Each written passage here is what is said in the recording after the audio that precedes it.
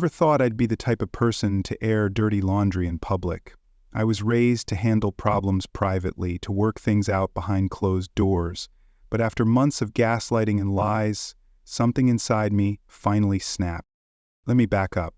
My husband James and I had been married for 6 years. We met in college, dated for 3 years, got married in a beautiful ceremony surrounded by both our families. His parents adored me, and my parents thought he hung the moon. We were that couple everyone envied, always laughing together, finishing each other's sentences, planning our future with such certainty.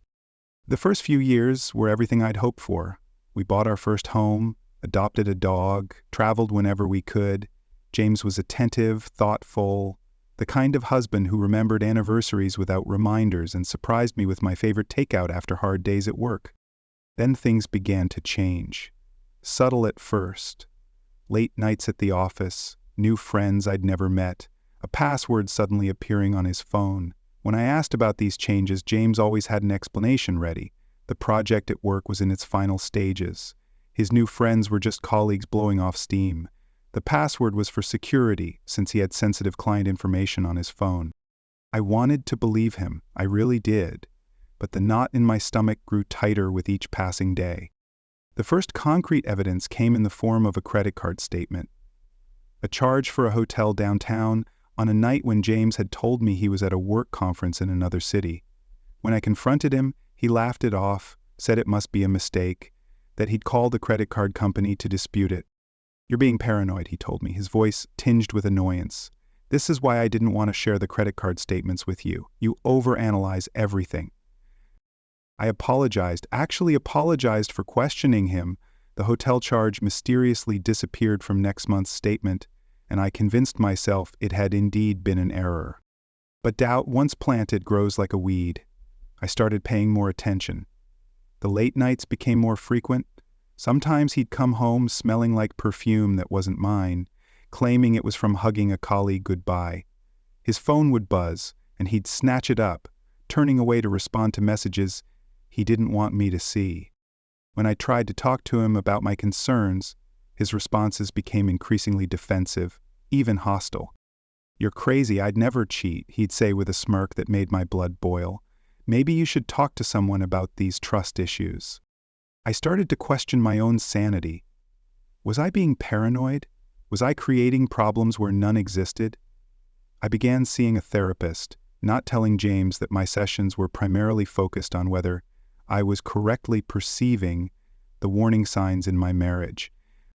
After one particularly late night, when James came home at 3 a.m. claiming he'd fallen asleep at his desk, something in me broke. While he showered the next morning, I did the one thing I'd promised myself I wouldn't do. I checked his phone. What I found shattered any remaining doubt. Hundreds of text messages to someone saved as M-work, clearly not work. Photos of a woman I'd never seen before. Hotel reservations, not just one but many, stretching back months. And the worst part, messages complaining about me, mocking my paranoia, planning their rendezvous around my schedule. I took screenshots of everything, sending them to my own phone before carefully replacing his exactly as I'd found it. I felt numb, moving through the motions of my day like a ghost, while James acted as if nothing was wrong. That evening he announced he had another late meeting, kissed me goodbye with the same lips that had been lying to me for months. I smiled and waved, the perfect trusting wife. As soon as his car pulled away, I began my investigation in earnest. With the woman's first name and the context from their messages, it didn't take long to find her on social media. She worked at James's company all right, but in a different department. Her profile was full of carefully cropped photos that never showed who she was with, but in one I recognized James's watch in the corner of the frame. I dug deeper. Credit card statements revealed patterns, dinners, gifts, hotel stays, all on days James had told me he was working late or out with colleagues. I even found a receipt for a necklace I'd never received, purchased right before Valentine's Day. The evidence mounted until it was overwhelming. Not just an affair, but a calculated, ongoing deception that had made me question my own perception of reality. I sat in our living room, surrounded by printouts of all the evidence, wondering what to do next. Confront him directly? Involve a lawyer first? Tell his family, who had always treated me like a daughter? His family? The thought stuck with me. The Johnsons were a tight-knit clan who prided themselves on their strong values and honesty. James's father had once said at a family dinner that a man is only as good as his word. His mother frequently commented on how infidelity is the one unforgivable sin after hearing about a friend's cheating husband. We had a family group chat that included James, his parents, his sister and her husband, and me. It was usually used for sharing holiday plans, baby photos from his sister, and occasional funny memes. James's parents weren't particularly tech-savvy, but they loved being included in this digital family space. I stared at my phone, hovering over the group chat. Part of me knew that what I was considering crossed a line. Another part of me, the part bruised by months of lies and gaslighting, didn't care anymore. I typed a simple message. I've recently discovered something I think the family should know about. James's mom responded immediately with concern. Is everything okay, honey? I took a deep breath and began uploading the evidence. Screenshots of text messages, photos they had exchanged, the hotel receipts, the Valentine's necklace receipt, and, finally, a brief explanation of how long this had been going on and how James had made me feel crazy for suspecting anything. As I hit send on the last message, a strange calm washed over me. There was no turning back now. The truth was out. The group chat exploded. James's mother sent a series of shocked emojis followed by, "I can't believe this." His father typed and deleted several responses, the little dots appearing and disappearing as he struggled to find words. His sister simply wrote, "I'm calling you right now, James. You better pick up." I set my phone down and waited. I knew James was in a meeting and probably had his phone silenced. He wouldn't see any of this until he was done, which meant I had about an hour before the storm hit. Sure enough, 40 minutes later, I heard his key in the lock, earlier than expected but not surprising given the barrage of messages and calls he must have received. He walked in looking confused and annoyed. Why is everyone blowing up my phone? My mom's called 6 times, and my sister's threatening to drive over here if I don't call her back right now. I sat perfectly still on the couch, surrounded by the printed evidence. Maybe you should check the family group chat. The confusion on his face shifted to alarm as he pulled out his phone. I watched as he opened the chat, as his eyes widened as the color drained from his face. He scrolled frantically, taking in each damning piece of evidence I'd shared with his entire family. "What have you done?" he whispered, looking up at me with a mixture of shock and fury. "I've told the truth," I replied simply. "Something you should have tried." "In the family group chat? Are you insane? You could have talked to me privately." I laughed, the sound hollow and unfamiliar even to my own ears. "I tried talking to you privately for months. You told me I was crazy, paranoid, that I needed therapy. Well, guess what? I got therapy, and my therapist agrees that what you've been doing is called gaslighting." His phone kept buzzing incessantly. Each notification seemed to fuel his panic. "You've ruined everything," he hissed. "How could you humiliate me like this?" "How could you lie to me like this?" I countered. "How could you cheat on me for months and then make me feel like I was losing my mind for suspecting it?" He tried a different approach, his voice softening. "Look, I know I messed up. What I did was wrong. But this?" He gestured to his phone. "This is vindictive. You did this to hurt me."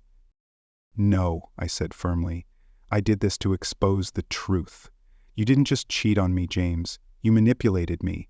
You made me doubt myself, my instincts, my sanity. That's not just breaking our vows. That's breaking me as a person." His phone rang again, his mother. He declined the call, looking desperate now. "We could have worked through this privately. We could have gone to counseling. Tried to save our marriage?" "Do you even want to save it?" I asked, genuinely curious. He hesitated just a second too long, and I had my answer. "I've already called a lawyer," I told him. "You should probably find somewhere else to stay tonight." As if on cue, his phone buzzed with a text from his sister. "You can stay with us tonight, but we will be talking about this." The next few hours were a blur. James packed a bag, still alternating between anger at me for exposing him and half-hearted apologies for the affair. Before he left, he tried one more guilt trip. "You know this will devastate my parents," he said. "Dad's heart isn't strong. Did you think about that before you blasted our private business to the whole family?" I looked at him, this man I had loved and trusted, now a stranger trying to shift blame onto me.